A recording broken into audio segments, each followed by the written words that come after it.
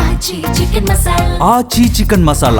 എൻ്റെ പ്രസ്ഥാനം Indian national Congress എന്നെ വലിയ ഒരു ഉത്തരവാദിത്തമാണ് ഏൽപ്പിച്ചിരിക്കുന്നത്. ഞാനിതിനോട് അഖിലേന്ത്യാ കോൺഗ്രസ് കമ്മിറ്റി നേതൃത്വത്തോട്, കോൺഗ്രസ് പ്രസിഡന്റിനോടും ശ്രീ രാഹുൽജിയോടും ഉൾപ്പെടെ എല്ലാവരോടും നന്ദി പറയുക.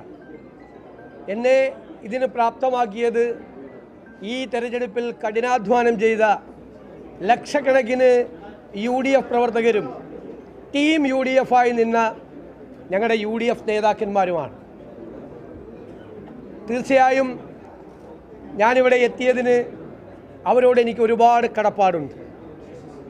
കേരളത്തിലെ ജനങ്ങൾ ഞങ്ങളെ വലിയ ഉത്തരവാദിത്തമാണ് ഏൽപ്പിച്ചത്. 10 വർഷം നീണ്ടു നിന്നൊരു ഭരണം അവസാനിപ്പിച്ച് 102 സീറ്റോടുകൂടിയാണ് അധികാരത്തിലെത്തിയത്. ആ ജനങ്ങളോട് ഞങ്ങൾ പറഞ്ഞ കാര്യങ്ങൾ ഒന്നൊന്നായി ഞങ്ങൾ ചെയ്തു തീർക്കും.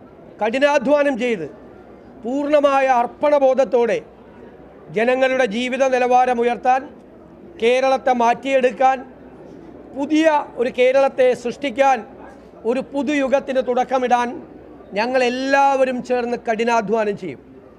രാഷ്ട്രീയ പ്രവർത്തനവും പൊതുപ്രവർത്തനവും ജനങ്ങൾക്ക് വേണ്ടി നടത്തുന്ന കഠിനാധ്വാനവും അവർക്ക് വേണ്ടി അർപ്പണബോധത്തോടു കൂടി ചെയ്യുന്ന പ്രവൃത്തിയുമാണ് എന്ന് ഞങ്ങളതിൻ്റെ നിർവചനം മാറ്റി എഴുതും.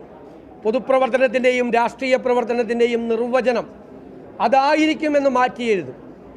ഇതൊരു ദൈവികമായ നിയോഗമായി ഞാൻ കാണുന്നു. വ്യക്തിപരമായി കിട്ടിയ ഒരു കാര്യമായിട്ടല്ല കാണുന്നത്. അതിനെ സഹായിച്ച ഒരുപാട് ആളുകളുണ്ട്. ഈ വലിയ വിജയത്തിന് ഞങ്ങളെ സഹായിച്ചത്, ഏറ്റവും കൂടുതൽ സഹായിച്ചത് AICC ആണ്. ആ AICCയുടെ പ്രവർത്തനങ്ങളെല്ലാം കേരളത്തിൽ ഏകോപിപ്പിച്ച് നടത്തിയത് പ്രിയങ്കരനായ അതിൻ്റെ സംഘടനാ ചുമതലയുള്ള ജനറൽ സെക്രട്ടറി ശ്രീ KC വേണുഗോപാലാണ്. ഓരോ ദിവസവും ഓരോ കാര്യവും ഞങ്ങളോട് ചോദിച്ച് എല്ലാ കാര്യങ്ങൾക്കും അദ്ദേഹത്തിൻ്റെ പിന്തുണ നൽകിയിട്ടുണ്ട്.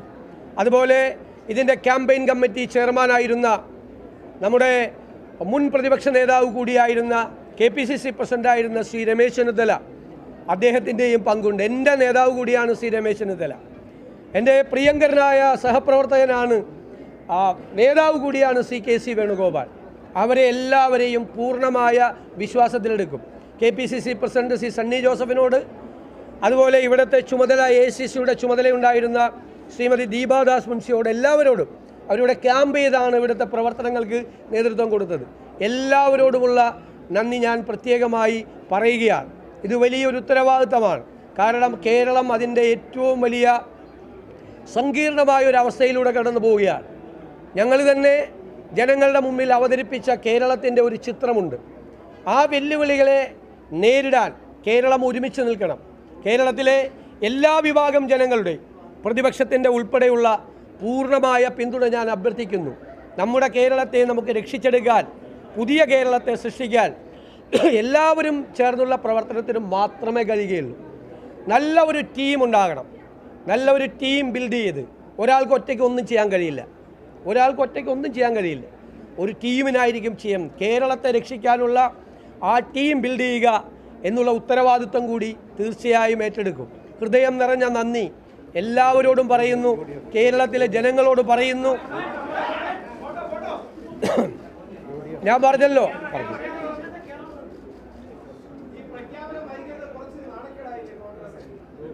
ഒരു നാണക്കേടുമില്ല. ഇതൊക്കെ ഫോർമാലിറ്റീസ് ഉണ്ട്, നടപടിക്രമങ്ങളുണ്ട്.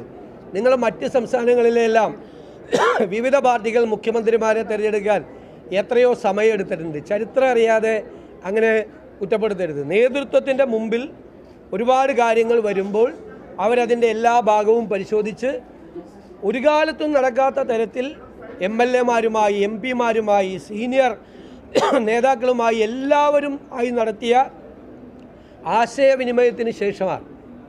കോൺഗ്രസ് പാർട്ടി സാധാരണ ഒരു പാർട്ടിയല്ല, ഗാലക്സി ഓഫ് ലീഡർഷിപ്പുള്ളൊരു പാർട്ടിയാണ്. ഒരുപാട് നേതാക്കൾ, കഴിവുള്ള മികച്ചവരായ നിരവധി നേതാക്കന്മാർ MLAമാരായി ജയിച്ചു വന്നവരിലുണ്ട്. കഴിവുള്ള നേതാക്കന്മാരുള്ളൊരു പാർട്ടിയാണ്. അതിൽ നിന്ന് ഒരാളെ തിരഞ്ഞെടുക്കുക എന്ന് പറയുന്നത് വളരെ പ്രധാനപ്പെട്ടൊരു ജോലിയാണ്. അത് ഭംഗിയായിട്ട് നിർവഹിച്ചു.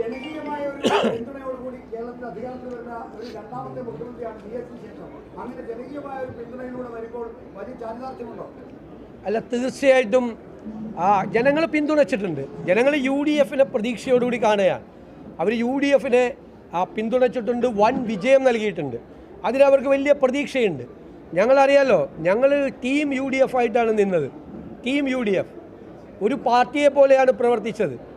എല്ലാ നേതാക്കളും, പ്രിയങ്കരായ സാദിഖ് അലി തങ്ങൾ, ശ്രീ PK കുഞ്ഞാലിക്കുട്ടി സാഹിബ്, ഏറ്റവും സീനിയറായിട്ടുള്ള ശ്രീ PJ ജോസഫ് സാറ്, ശ്രീ പ്രേമചന്ദ്രനും ശ്രീ ഷിബു ബേബി ജോണൊക്കെയുള്ള RSP, CP ജോൺ ഞങ്ങളുടെ UDFൻ്റെ സെക്രട്ടറി ആയിരുന്നു. അതുപോലെ ശ്രീ രാജൻ ബാബു, ശ്രീ മാണി സി കാപ്പൻ, ശ്രീ അനൂപ് ജേക്കബ് ഉൾപ്പെടെയുള്ള UDF നേതാക്കൾ ഒരു ഒറ്റ പാർട്ടി, ഒരു പാർട്ടിയെ പോലെയാണ് അവരെല്ലാം പ്രവർത്തിച്ചത്. അവരെ എനിക്ക് ഉപദേശങ്ങൾ തന്നിട്ടുണ്ട്, അനുഗ്രഹങ്ങൾ തന്നിട്ടുണ്ട്, തെറ്റുകൾ തിരുത്തിയിട്ടുണ്ട്, കറക്റ്റ് ചെയ്തിട്ടുണ്ട്. അതുപോലെ തന്നെ ഞങ്ങൾ പോവും, ഇനിയും പോവും.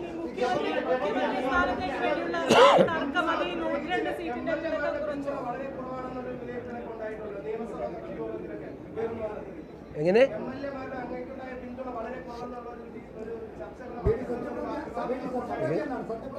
അല്ല, അത് പാർട്ടിയായിട്ടും ഘടകകക്ഷികളുമായിട്ടും ആലോചിച്ച് ഗവർണറെ കണ്ടതിന് ശേഷം തീരുമാനിക്കുക. അത് ഇപ്പോൾ നിങ്ങളെല്ലാം ആദ്യം കാണുന്നു. എല്ലാ മുതിർന്ന നേതാക്കളുമായി കൂടിയാലോചിച്ചതിന് ശേഷം ഗവർണറുമായിട്ട് ആലോചിച്ച് പാർലമെൻ്ററി പാർട്ടി യോഗം ഇന്ന് വെച്ചിട്ടുണ്ട്. അതിനെല്ലാം ശേഷമുള്ളൊരു നടപടിക്രമമുണ്ട്. അത് ഒറ്റയ്ക്ക് തീരുമാനിക്കുന്നതല്ല, ഇതൊന്നും കൂട്ടായി തീരുമാനിക്കുന്നു.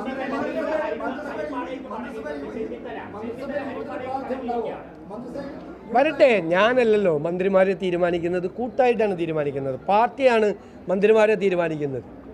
മന്ത്രിമാരെ തീരുമാനിക്കുന്നത് പാർട്ടിയാണ് നിർദ്ദേശിക്കുന്നത്. ഞാനല്ല തീരുമാനിക്കുന്നത് മന്ത്രിമാരെ. എന്നോട് അഭിപ്രായം ചോദിക്കും പാർട്ടി, മറ്റ് നേതാക്കളോട് അഭിപ്രായം ചോദിക്കും, എന്നിട്ട് പാർട്ടിയാണ് അത് ചെയ്യുന്നത്.